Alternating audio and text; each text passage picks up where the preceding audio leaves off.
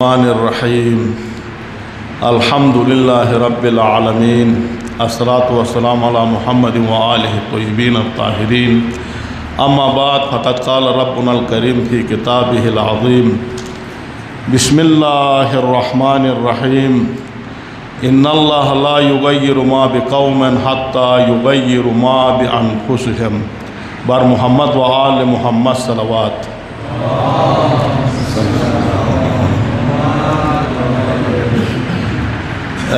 ڈیر معزز علماء کرام، حجج اسلام، طلاب کرام، بہت کچھ بزرگان نے، حجج اسلام نے واقعاً پرمعنی اور با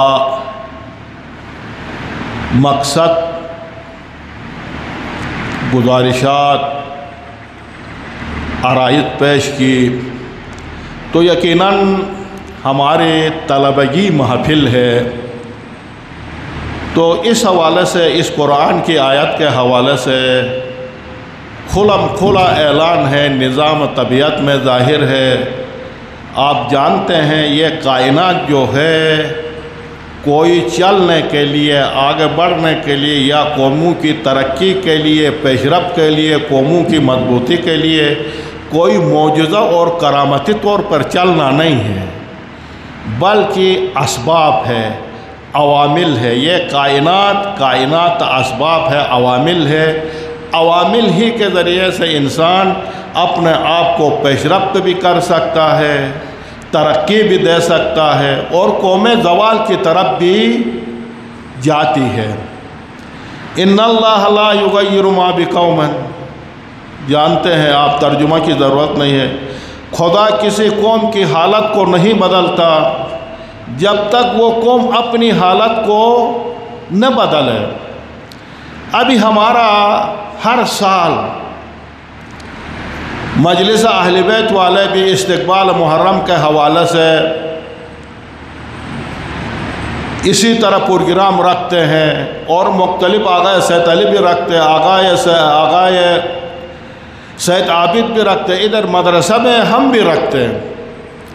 میں جہاں تک سمجھتا ہوں میرے محترم برادران حجج اسلام، ہم اپنے آپس میں اپنے اوپر جناب علی اپنے آپ کو دھوکہ نہیں دے سکتے۔ بے اصطلاح ہے ایرانی ہاں کسی اور کے اوپر کلا گزاری کر سکتے، لیکن اپنے اوپر کلا گزاری نہیں کر سکتے۔ دیکھیں ہمارا یہ محافل، یہی مجالس بے اصطلاح فارسی نشستنوں، برخاستنوں، گفتنوں، اشامدن اس حد تک محدود ہے، اور حال ان کی ہمیں چاہیے کہ جس طرح آغایون نے اشارہ فرمایا، ہمارے اندر ایک عالم کے لیے، ایک صاحب منبر کے لیے سب سے پہلی اخلاص کی ضرورت ہے، شؤون طلبگی کی ضرورت ہے۔ ایک دفعہ ادھر ہم نے محرم کے حوالے سے مبلغین، آپ جانتے ہیں کہ جناب علی مختلف طریقہ سے 1-2 سال کے بعد پھر مبلغین کو کوئی تازہ جناب علی کلو جدید لذیذ کے طور پر مبلغین کو تبلیغ کرتے، تو کچھ لوگ میرے پاس آگے کہہ رہے تھے کہ جناب علی آقا صاحب، ہم یہ جو علماء ظلم رکھتے ہیں اور منبر کے اوپر اس طرح جناب علی وہ ظلم کو ایسا مارتے ہیں اور اپنے ظلم کو سر سے مار کر اوپر کرتے ہیں، ایسے علماء ہمیں نہیں چاہیے۔ تو ہم جناب علی دیکھیں، ابھی ہم میں سے اکثر جس طرح ایک عام بازاری آدمی چلتا ہے، جیسا اس کے چپل ہوتے، جیسے اس کو شکل و شمائل ہوتی، جیسا وہ چلتا ہے، اسی طرح کوئی طلبہ ہونے کا، عالم ہونے کا جناب علی ہمیں پتہ نہیں چلتا۔ اس کا کیا معنی؟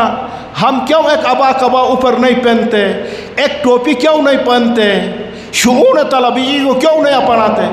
اس کا معنی یہ کہ ہم اپنی طلبگی کو اہمیت نہیں دیتے ہیں، اپنی طلبگی سے راضی نہیں ہے، اپنے طلبگی سے تنگ ہے، بیزار ہے، اس لیے ہم چاہتے کہ باہر بازار والوں کی حلیہ کو اپنائیں۔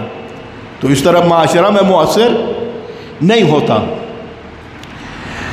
ہمارے دیکھیں آپ کی زندگی میں بھی، ہمارے زندگی میں بھی، ہمارے گلگت میں اس طرح تھا، سنیوں نے ہم اکثریت میں ہیں، سنی اقلیت میں ہیں۔ ادھر ایک دفعہ ایسا ہوا کہ سنیوں نے شیعوں کو ادھر تک لے آئے تھے، تقریباً شیعہ جو ہے گھبرا گئے، وہ شیعوں کے اوپر کم تھے، قلیل تھے، مسلط ہو گئے تھے۔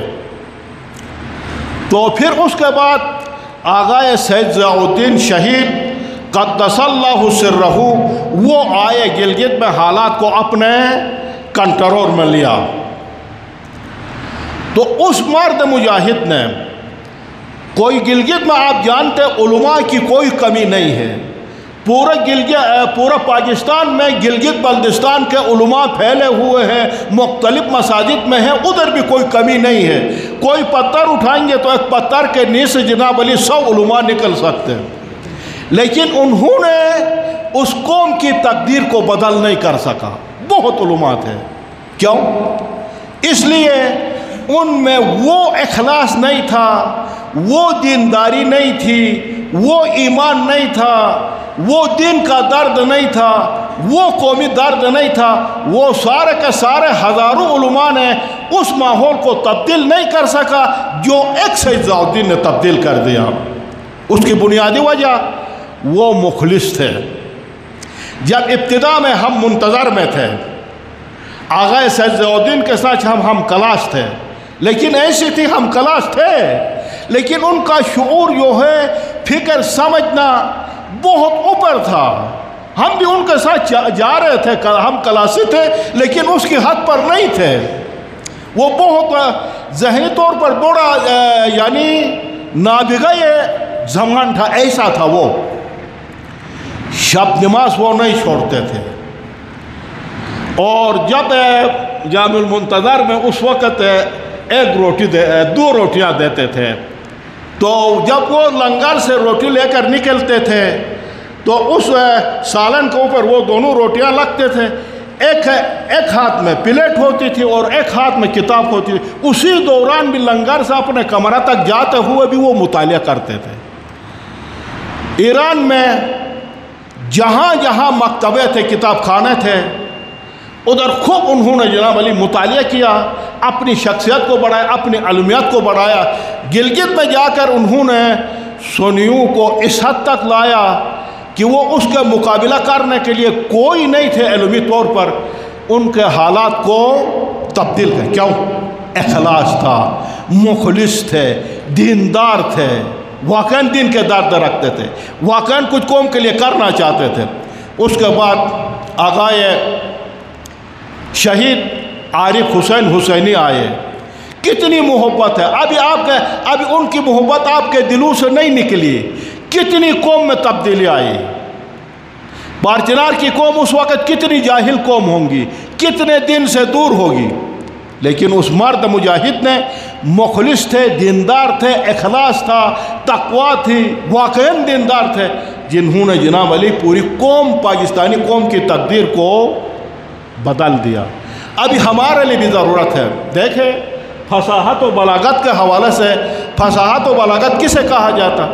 فصاحت و بلاغت کی تفسیر اس طرح ہے، اسے فصاحت و بلاغت کہا جاتا جو انسان معاشرہ کے نفس کو سمجھے، معاشرہ کی خرابیوں کو، معاشرہ کے مطابق جو خرابیاں ہیں اور معاشرہ کے متعلق جو بولنا چاہے اسی طرح بولو، اسے کہا جاتا فصاحت و بلاغت۔ ابھی ہمارے معاشرہ میں کس قسم کی ہم جو سب سے کم سمجھتے، جس کو ہم اہمیت نہیں دیتے، وہ معاشرہ کے تباہی کے باعث ہے۔ مثال کے طور پر، بہت زیادہ نہیں، کبھی ایسا ہم نے کیا، اتنے محفلیں، اتنے استقبال محرم ہوتا ہے، کیا کوئی ایسا موضوع ہم نے ایک محرم میں اپنایا اور اس موضوع کے اوپر بولے اور اس موضوع کو جو پارچنار میں خرابی ہے اس کو دور کر سکے؟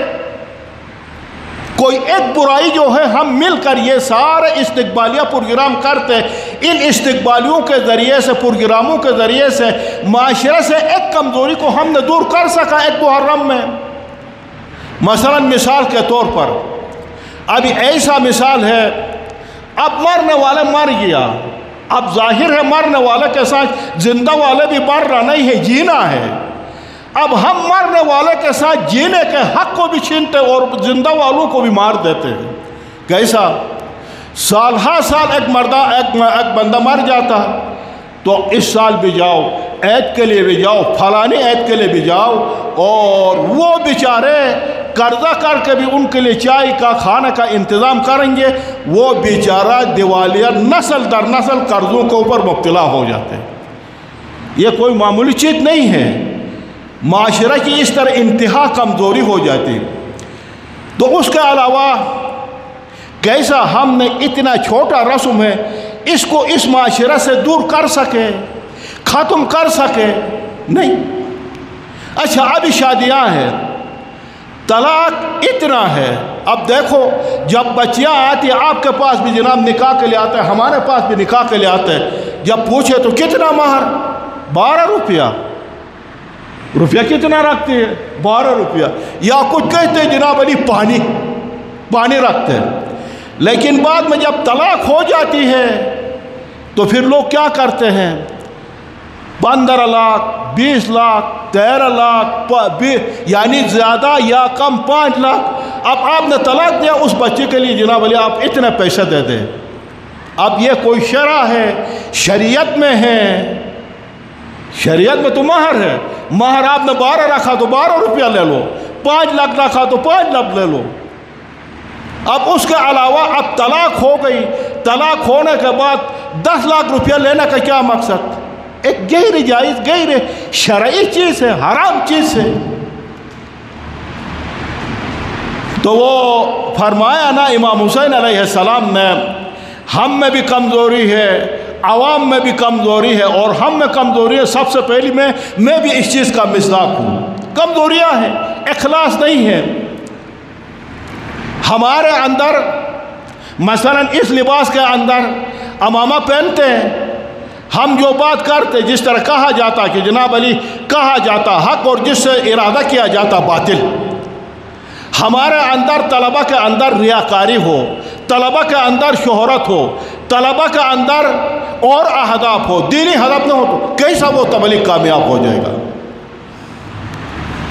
چاہیے کہ ہمیں جناب علی معاشرہ کے برائیوں کو دیکھ کر ہم سب کو چاہیے جو بھی معاشرہ کے برائی ہے اسی کے اوپر ایک سال بولے اور اس کمزوری کو ختم کر دیں، پھر دوسرے سال جو معاشرہ میں کمزوری ہے اس کے اوپر بولے اور اس کو معاشرہ سے ختم کر دیں۔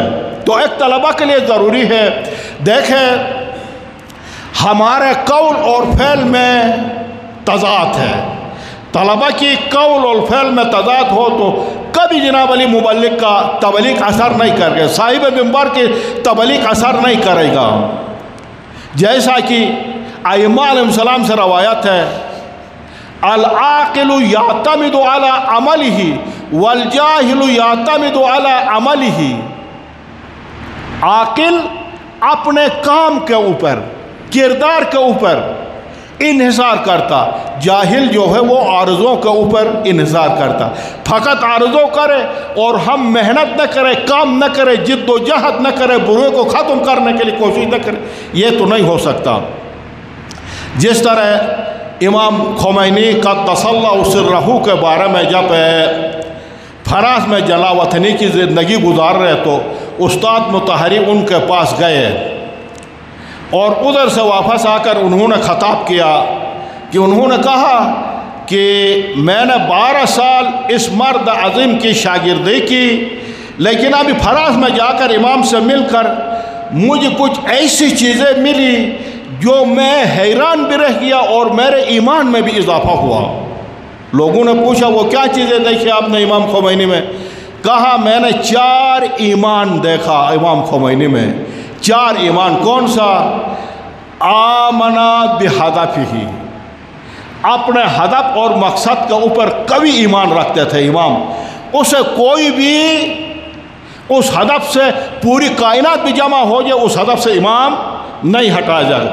व आमना बिसबीलिही, और उस हदफ के लिए जो इमाम खोमैनी ने रास्ता मुय्यन किया है उसके ऊपर सख्त ईमान रखते थे, कोई उसे नहीं हटाया जाता। व आमना बिकौलिही, अपने कौल के ऊपर ईमान रखते थे। ऐसा नहीं है अभी कुछ कहे और थोड़ी देर के बाद कुछ और कहे, फिर जनाब और आखिरी कौल आमन बिरब्बिही, अपने रब के ऊपर तवक्कुल रखता था। तो मेरे ख़्याल में ज़्यादा मुज़ाहिम हो गया, और इसी के साथ खुदा आप सब